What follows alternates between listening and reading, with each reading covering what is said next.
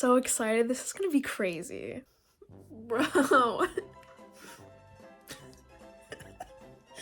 Dude. I literally can't read the page because I'm crying. It's finally happening. I have Sunrise on the Reaping, Suzanne Collins. I can't wait to read this.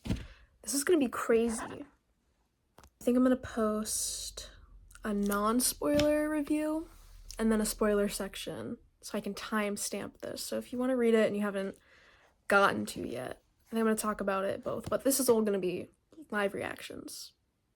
Fair warning. I'm so excited. This is going to be crazy.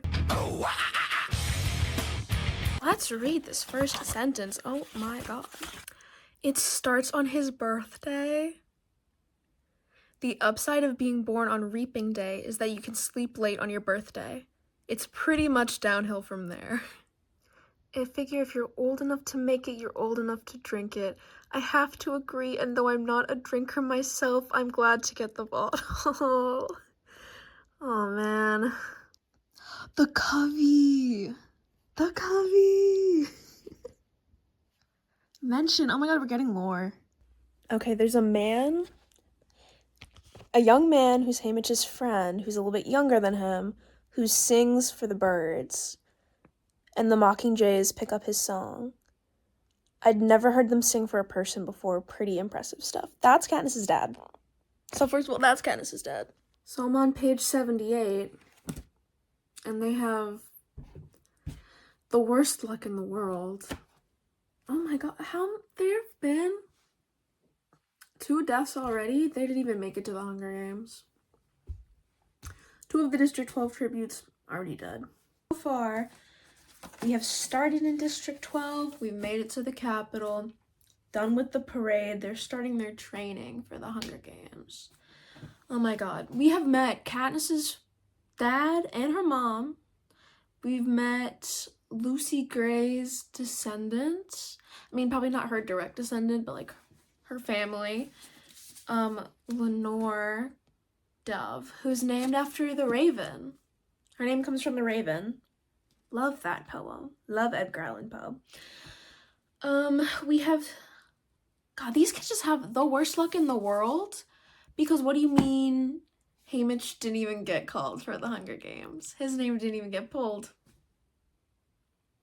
They shot that kid in cold blood and pulled him up on the stage. Also, Haymitch and Katniss's dad are friends. And Luella dies at the parade? Are you kidding me? God, that's gonna be hard to watch on the screen when the movie comes out. Like, when I was watching The Ballad of Songbirds and Snakes, I was like dreading certain parts of the movie. I don't want to watch that part. I don't want to see. I'm gonna cover my eyes. I don't want to watch that. And they're about to see President Snow. Something steals inside me, and I think, you're on a high horse, mister, and someday someone will knock you off it straight into your grave. He's always there. He's always there. You can't escape him. He's always there. And what am I gonna say? I love Maisie. I knew I was gonna love her as soon as Haymitch said he hates her. What can I say? I love a mean girl, and she is awesome. We met Plutarch Heavensby, which, oh my god, Plutarch's so interesting because he's always been such an enigma in the Hunger Games. He turns against the Capitol and against President Snow, but we never really know what his motivations are. So it's like, where is he at? We don't really know. They have 2 mentors, Wyrus and Mags. And Mags is just, apparently she's just the best person ever. Like, all she does is just help other people. Because now we know for a fact that Max has been a mentor to, like, so many of the characters. She's here for Haymitch. And immediately, we love her. He shows a flashback where she's helping out another tribute and comforting him and hugging him on stage. We know that she was a mentor for Finnick. She sacrificed herself for Annie. She sacrificed herself to save Peeta and Katniss. Like, she is just the best person in the whole series. and she dies because of her own kindness for sacrificing herself. We love Mags. And while Lenore Dove will forever be my true love, Luella is my one and only sweetheart? Are you kidding me? BT's son Ampert is strategizing. He's 12 years old. Wow. I already know I'm gonna be crying. This like super smart, super nice little 12-year-old who only got sent to the games to punish his dad. I hope they don't all think I can protect them when we hit the arena, because I can't. Something's about to happen. They're in the car. It says, in no time at all, the van pulls to a stop. That was quick, says Mazily. Too quick. What's going on? The door swings open and a peacekeeper gestures for me to get out. It seems the president has second thoughts about your performance. Who did he kill? Who did he kill? Anyone yet? Because he's going to.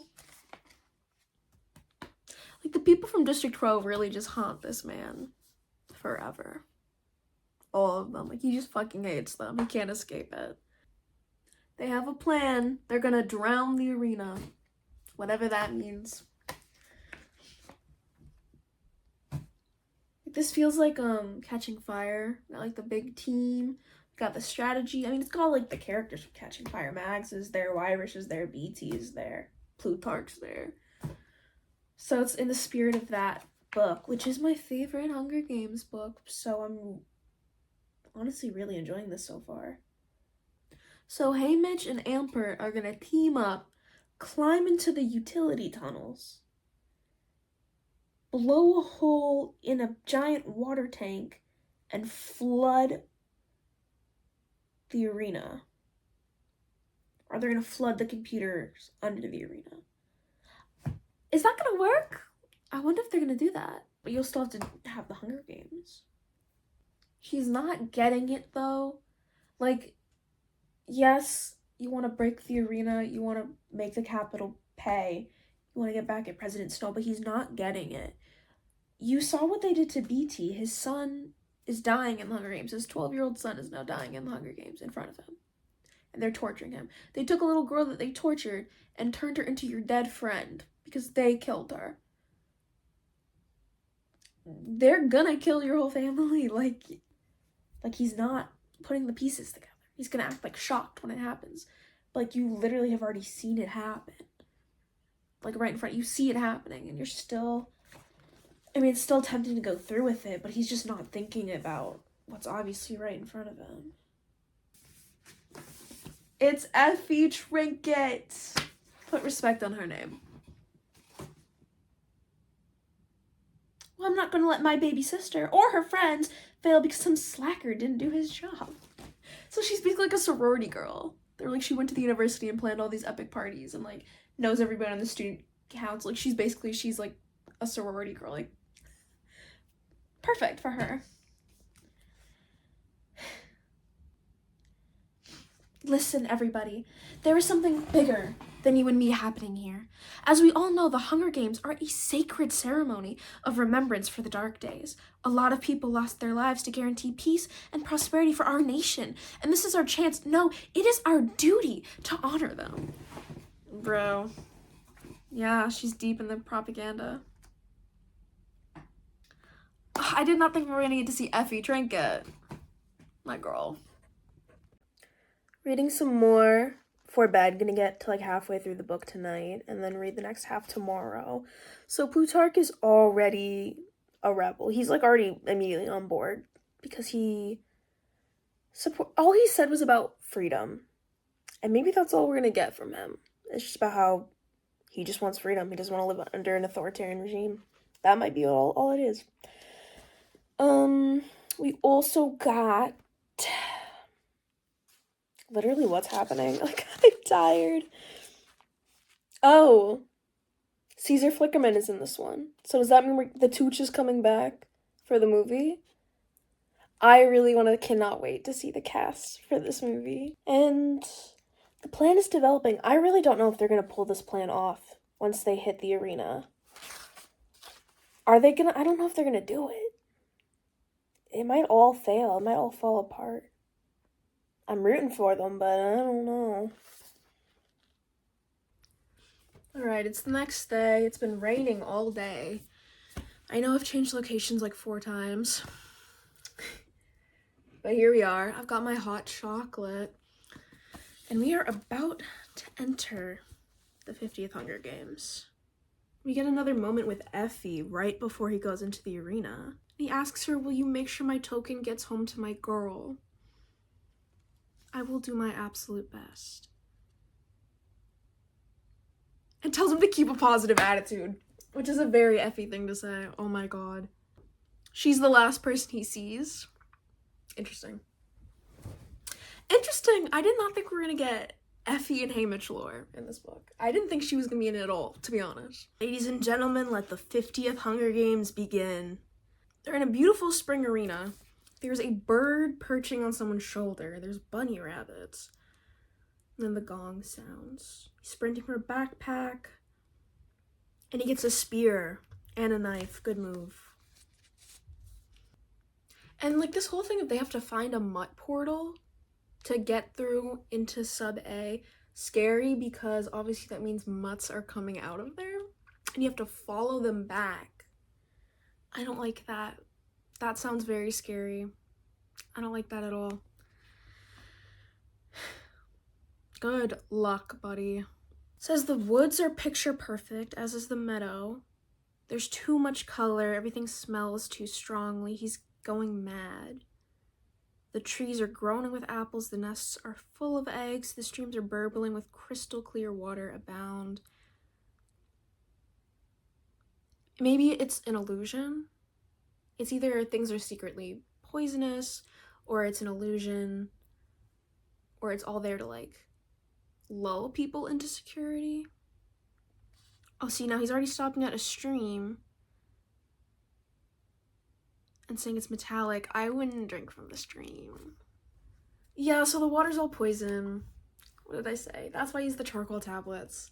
He has to eat the charcoal to draw it out. Oh, fuck. You do have an antidote. You do have an antidote. The charcoal. Come on now. Soak up the toxic fluid. Charcoal. Wyatt died. Wyatt Callow, whose luck just ran out. How's the betting going, Mr. Callow? You make some money on your boy today? I wonder how Wyatt died and immediately feel certain he was protecting Lulu, the way no one had ever protected him, including me. Okay, yeah, so he doesn't have the best survival skills. Haymitch is definitely no Katniss. He apparently broke branches and had his handkerchief hanging up exactly where he was hiding. Katniss would have never made that mistake.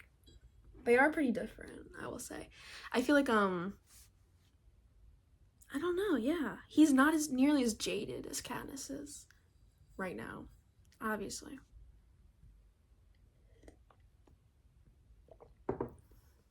Like, he's actually willing to make allies and stuff. Katniss would never. Lulu! Oh my god! He whispers a message to the game makers. You did this to her, this is who you are. Murderers. This dude's stuck in a swarm of butterflies. Are you kidding me? And now he has to follow the surviving butterflies to get to that secret entrance. Come on now. Yeah, he found it. Chases the butterflies, and the berm covering the flowering bushes slides open, leaving a 6-foot wide gulf right down the middle of the circle. I like how smart he is. He's thinking about the game makers the entire time. He spotted Ampert in the meadow and ran back to meet up with him. But Haymitch realizes and remembers that the game makers will get suspicious. Why is he going after this one little kid? Why would they team up? He has to come up with an explanation for it. So he's thinking and he's acting it out. We're in. He actually made it in. He's in the access tunnel. I know it might be wiser to embrace my death right now, but there's something in a person that wants to live, even if it's only for a few more hours. Besides, there's Ampert to think about. I may be able to offer him some protection.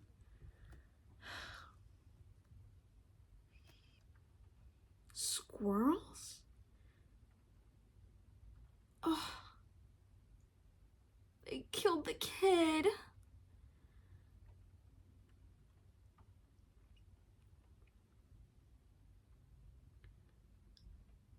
They're programmed specifically for the little kid. Oh my god.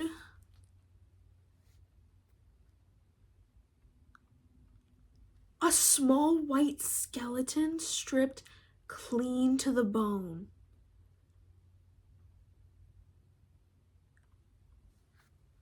Oh, I don't like that. I don't like that at all.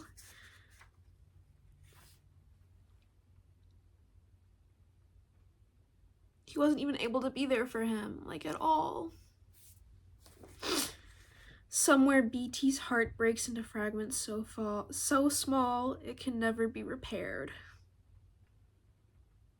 And the mountain erupts? It was a volcano that whole time? And the games continue.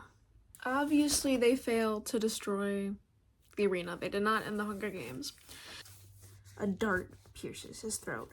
Maisie Donner. She's a blowgun. So why are they still, like, letting him play the game after he pulled that stunt? Like, they killed Ampert, but they're still letting Haymitch play? Why? What's the angle, presidents now? They're fighting a giant porcupine. Girl, I don't know.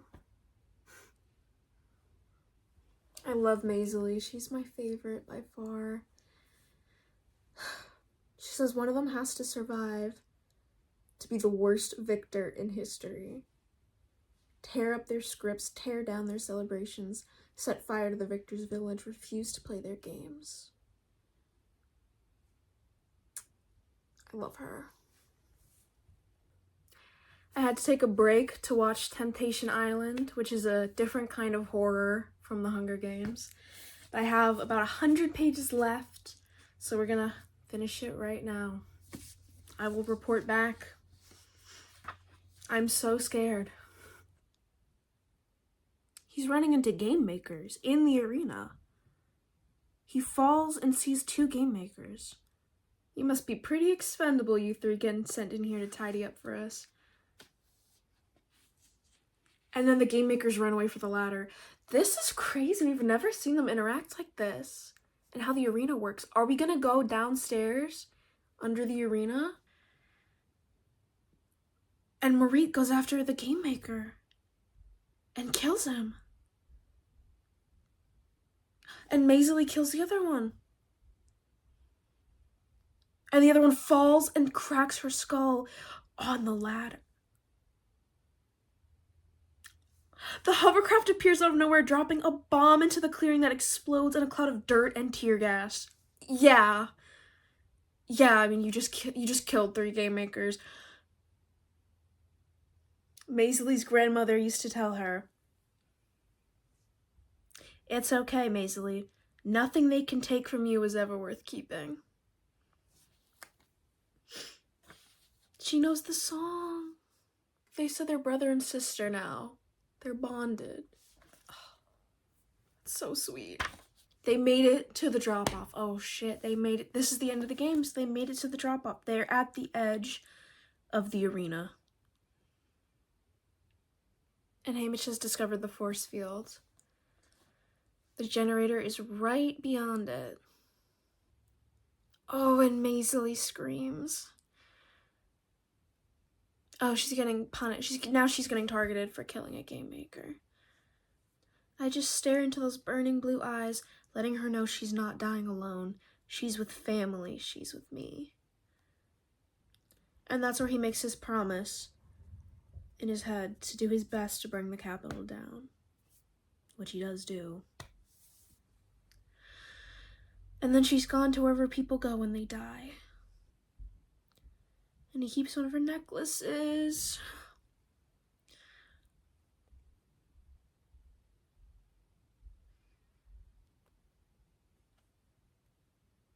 If something attacked me right now, I'd let it take me.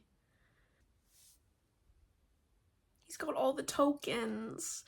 He's got District 9 Sunflower, Wyatt's coin, Lenore Dove's Firestarter, and now Maisie's necklace.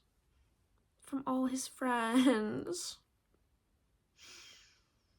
Oh wait, now he has the copper on the necklace, and he's got the coin. He's got his Firestarter. Maybe that's what we're gonna use on the generator. Oh yeah, he's got the potato light kit. You can make that into a bomb, pretty sure at this point. It's for some reason just like so much sadder too to see a kid who's just starving to death. While the rest of them are fighting, she's literally just dying alone. It's horrible. He can make a bomb. He can make a fuse. They've got the blasting cap on Maisley's necklace. That's when it all goes down. And he just wants this girl to survive. He's kind of trying to pick her as the champion. Snow's at it again. He sent him the pitcher of milk because he knows Hamish drank it. It could be Plutarch. It's obviously not. It's totally from Snow. This is his game. This is his whole thing. Does he give her the milk because she's starving? Or does he think it's poison from Snow? But then does he dump it? And what does that show them? Is Snow giving him the chance to... He probably just wants to see what he'll do with it. Like, you can drink the milk and poison yourself. You can kill your ally. That's the kind of thing he would pull. This poison thing is so trashy. Oh no, but then the cannon goes off. Oh no, it's Silka. She killed her! She decapitated her!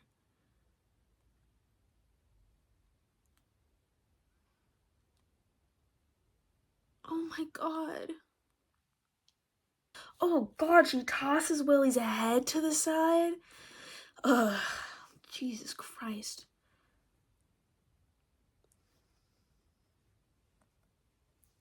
I will be the one to honor the Capitol. Girl, shut up.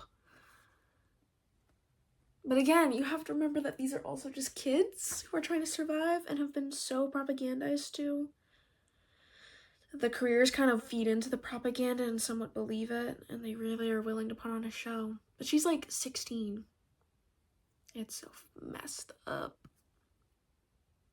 Here we are. Okay, they're at the cliff's edge, at the canyon. Silka stumbles out. Ooh, it gouged out her eyeball.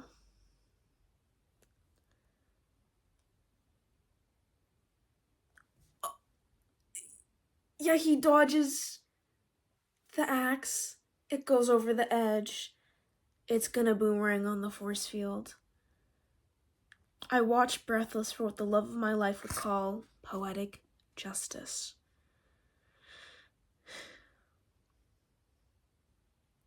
Oof. He's gonna blow some shit up. And they're ordering him to stop. They're shooting at him. He made a bomb. And he throws it. A blast rocks the world. My last sensations are of the slippery coils of my intestines in one hand, the songbird pressing against my skin and the earth quaking beneath me. I die happy. Everything's gonna get so much worse now. It's gonna get so much worse. What did you do? Of course, the whole thing's a big show. The prep team and Effie are here to go make him over.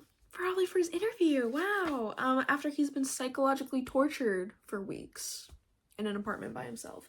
With President Snow playing clips of the Hunger Games to torture him and showing Lucy Gray so that Haymitch knows that he knows the Covey.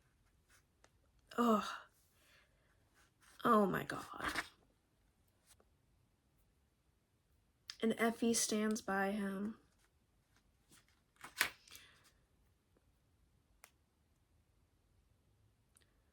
I've known who you are ever since you helped me with my makeup box. I know your position could not have been easy. But they really are for a greater good. The Hunger Games. Girl, the propaganda. Mags and Wyrus did get tortured. Mags is now in a wheelchair. And this is how Wyrus, like, loses her mind. And then she gets better, and then she gets worse again. Ugh. Mags spots me and tries to rise before she's shoved back in her chair. No reunion for us. Their torturous treatment makes it impossible to deny my family certain punishment. Are they already dead? Or will Snow arrange, as he did with BT, for a time where I can personally witness their suffering? Well, I can't wait to find out what that looks like. Let's go to roll Caesar Flickerman. Bring him out here. Do, do, do, do. I don't know how to, I can't actually sing the theme, so I'm just gonna do the John Cena song. The actual, like, Caesar Flickerman theme, I don't know how to sing it. I know exactly what it sounds like. Imagine it. You got it. We knew this book was gonna be about propaganda, partially. That was mentioned a lot. So it seems like the whole Games has been re-edited to form a more compelling storyline, take out all of the traitors' actions, rearrange events. They take out a lot of stuff. Basically all the moments that Haymitch was proud of are taken out of. It shows him without his allies and friends besides Maisley. Obviously completely removing where he bombed stuff. And he's just disappointed seeing himself on screen. Like, he hates the picture it paints, which I know he's gonna turn towards himself, even though it's literally not his fault. And then President Snow goes to crown him. And Haymitch says, I guess Snow lands on top. And he smiles and says, enjoy your homecoming.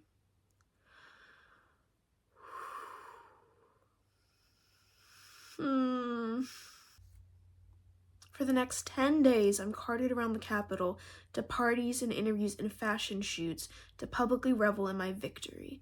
No greater suck-up exists in the history of the Games. No humiliation is beneath me. I will bear anything to keep my loved ones alive. They're already doomed. Oh, they're burning their house down. Ma and Sid are being burned alive.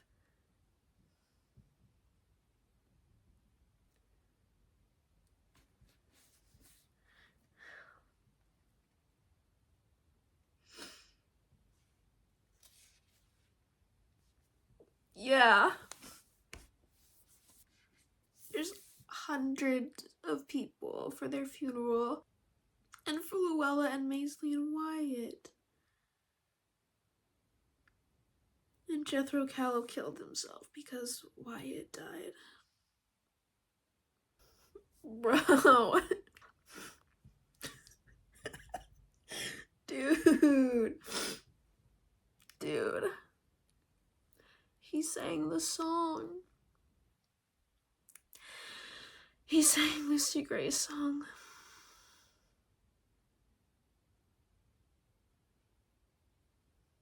I can't leave her. She'll want to run away with me and I'll let her. We'll figure out a way to live because I don't think either of us can live without the other.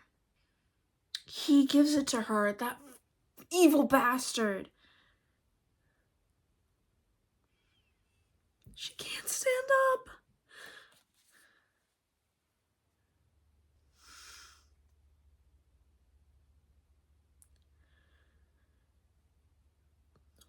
Don't let the sun rise on the reaping. The fucking poison candy. Are you kidding me?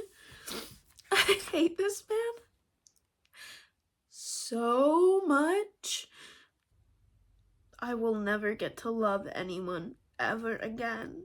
I literally can't read the page because I'm crying.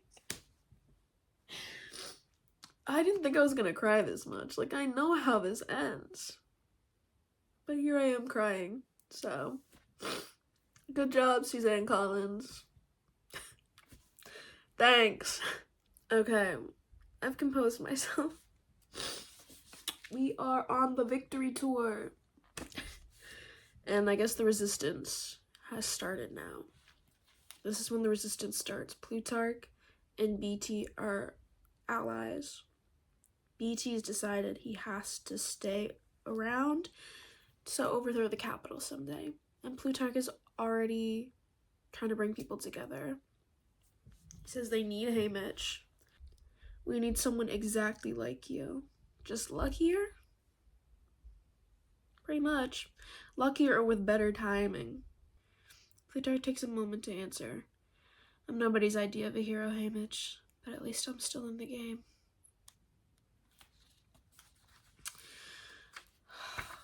Epilogue. Yay! Epilogue.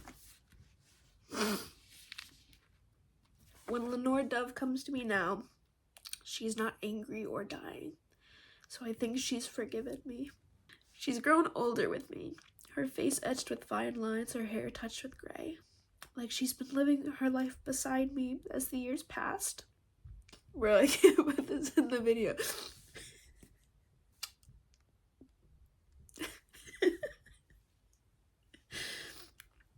Baby Katniss. She's not an easy person. She's like me, Peeta always says. But she was smarter than me, or luckier. She's the one who finally kept that sun from rising. They gave him a goose family. They gave him a bunch of baby geese. Wow, that was so depressing. That was so upsetting. I don't know how much to say right now. I will have more to say, but not tonight. It was pretty good, but it kind of just made me sad. That really hit. I'll see you tomorrow. This pin is taped on to my shirt. I got it for $1. There's no back to it, so. Okay. A moment for the fit. Thank you. If you haven't read Sunrise on the Reaping yet, it follows Haymitch Abernathy as he goes through the 50th Hunger Games. So this is the quarter quill. Remember in Catching Fire, it is the 75th Hunger Games. So it's a quarter quill, which means they do something special. So for the 50th, that was Haymitch's games, and there were double the amount of tributes as usual. So that means 2 boys and 2 girls from every district. So this book starts on the Reaping and follows Haymitch and his 3 other District 12 tributes that are picked with him on their journey through the Hunger Games. So we already know how this ends if you have watched Hunger Games movies or read the books. Obviously, Haymitch has to win so he can be there in the future. If you don't know that already, I don't know where you've been. Honestly, this book is more of like a prequel to Catching Fire. This is the direct successor to Catching Fire. It gives a lot more context for the events of that book and explaining more of the lore and history of the people involved. A lot of the characters from Catching Fire are in Sunrise on the Reaping. So if you like those characters, if you like that story, personally Catching Fire is my favorite Hunger Games book and movie. I think it's the best one. I think it's the best story. So it's really cool to get more context for that one. Haymitch starts the book as a very kind and happy kid. He has a hopeful future that he's looking forward to with his girlfriend, and he has a mother and a brother that he lives with. He has a future that he sees for himself in District 12. He's looking forward to his life. Obviously, everything changes when he is forced to go to the 50th Hunger Games. So we meet a lot more familiar characters in District 12 and in the Capitol. One of the questions that is asked multiple times throughout this book is, why do people submit to oppression? Ultimately, there's no clear answer except that we don't submit to oppression willingly. So then the following question is, what do you do about it? How do you fight back? And that's what Haymitch really wrestles with in this book and leading into the rest of the Hunger Games series. There's also a lot of scenes that are focused on the propaganda used by the Capitol and how things are cut to tell a certain story and give a certain message to the people. And it's supposed to make you think about how everything that you are seeing in your life is filtered through a certain lens and is biased. It's made to have you feel a certain way about something. Because we have to remain complicit in order for the system to continue. So even if you didn't like Ballad of Songbirds and Snakes, if you read that one or watched that one, and you liked the original Hunger Games, but you didn't like that prequel, I would still recommend Sunrise on the Reaping, because I think it's very different. It's much more similar to the style and the plot of the original Hunger Games trilogy. I think this one is most similar to Catching Fire in a lot of ways, in similar themes and the way it's written. And like I said, a lot of characters return from that book. So if you are a fan of the original trilogy and you're not sure about the prequels, I would definitely check out this one, because you will probably like it even if you didn't like the other prequel. So overall, I really liked Sunrise on the Reaping. It's not my favorite Hunger Games book. I have some other favorites that are before it. To be honest, I liked Ballad of Songbirds and Snakes more. This one is a lot shorter, and it was very sad. But it was really good overall. I think all the Hunger Games books are really good. So I did really enjoy it, and I do recommend it if you want to check it out. Okay, non-spoiler section over. We're gonna go into the details now. Time to talk about the real deal. First of all, we meet Katniss's dad for the first time, which I was so excited about. We finally get to meet him. And I can't believe he was friends with Haymitch. Like, they were best friends. That's such a good twist to really, twist the knife in there. We also see Katniss's mom and her parents as they're falling in love. And they were so sweet, which makes it even more tragic that we know how their story ends. Similarly, we also meet BT and his 12-year-old son, Ampert, who was reeked for the Hunger Games to punish him, because turns out BT's been a rebel this entire time. So people have been trying to sabotage the Capitol and take down Snow this whole time. The regime was never secure. And that's all we get all of this new perspective on how long the rebellion has really been going on for decades. And she really hammers home the point that the rebellion is not about Katniss. She was a symbol. She was attempted to be turned into a martyr. She is not the revolution, and she never was. The revolution is so many people all working together for so many years.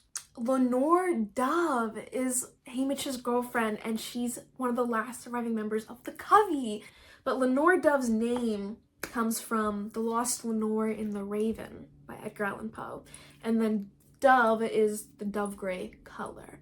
So obviously Lenore Dove is like the next iteration of Lucy Gray. She also has her poem about being lost.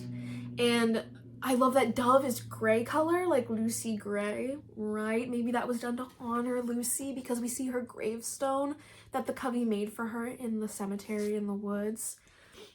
So Lenore Dove keeps Lucy's spirit alive. She's singing, and she's singing protest songs. She's caring for the geese that she loves. She is just so full of life and love and laughter, and that's all taken away from her. So apparently all of the tributes who were in Catching Fire have been a part of the resistance for 25 years. Mags and Wyrus have been a part of the movement. BT's been there. Plutarch's been getting people to join up for 25 years, at least. And so that's why they were so connected and ready to go in Catching Fire. That makes so much more sense. They weren't scrapping to put it together. They had been planning this. They just needed the right moment. And I also love Mag so much. I already talked about that while I was reading it. She's just the best person ever. She just reminds me of like the best people, and I love her. She's very special to me. Honestly, this book had some of the top 10 messed up Hunger Games moments, which is saying a lot. The Luella to Lulu thing is honestly one of the most disturbing things in the whole series. They already took this girl away from her family, tortured her, probably killed her whole family, or is making them watch, and like keeping her just alive enough to go send her to die in the Hunger Games and entertain everybody. That moment, that wins an award for fucked up things in this series, which is also Ampert. Ampert being a skeleton? That's sick and twisted and evil. I wouldn't be surprised if that's changed in the movie, because if they want to make it PG-13, I don't even know if you can do that. How to do it without it looking goofy, because it's horrifying. How do you show it without showing too much? And I loved that little kid. I loved that little guy. And Maisie Donner, my favorite girl. She stayed true to herself till the very end, and that was what she wanted in the end, so. And the Covey essentially dies with Lenore Dove. Snow made sure that he ended the Covey. The only person who survives to see the end of the war is, what's his name? Clark Carmine. Suzanne Collins says in the Q&A section at the end that's confirmed Clark Carmine survives, and he plays the fiddle at Annie and Finnick's wedding in District 13. He makes it out of District 12. So he's actually been around since the start of the Hunger Games, before the Hunger Games, and he's still alive by the end of them. And he's the one surviving member of the Covey, which is so tragic. I hate snow. I hate snow. I hate snow. The poison thing, corny. Give it up. I'm so over it. Him chugging down his milk like a little baby. That scene was awesome too. Haymitch drinking his milk so he can't get it. Are you serious? He needs some milk. Are you serious? Haymitch has his fire striker, his flint striker, that has a snake and a songbird joined together in the middle. Ballad of Songbirds and Snakes. Duh. And when the songbird and the snake are together on that striker, it's the spark that can create a fire. So Haymitch creates the spark, building off of what happened in the Ballad of Songbirds and Snakes. He lights the spark, and then Katniss is the girl on fire who rises from the spark. Then you have all that symbolism about the revolution. It's about how all of the books build on each other. It's about cycles that keep repeating. Oh, also the thing with the fire striker is that the bird and the snake are intertwined because their fates are intertwined. And also the fact that on it is engraved that Lenore Dove says, "Love you like all fire." And again, the fire that will consume the world, that starts from love. This literary stuff, I just love it. Another symbol that keeps getting brought up over and over again, we're going to talk about the Raven. We're going to talk about the Raven, okay? Because first of all, love that poem. The narrator of the Raven is haunted in the narrative. The Raven appears at his window, and this man is mourning for his lost Lenore, his lost love, and the Raven tells him that he will see her nevermore. And that's all the Raven has to say.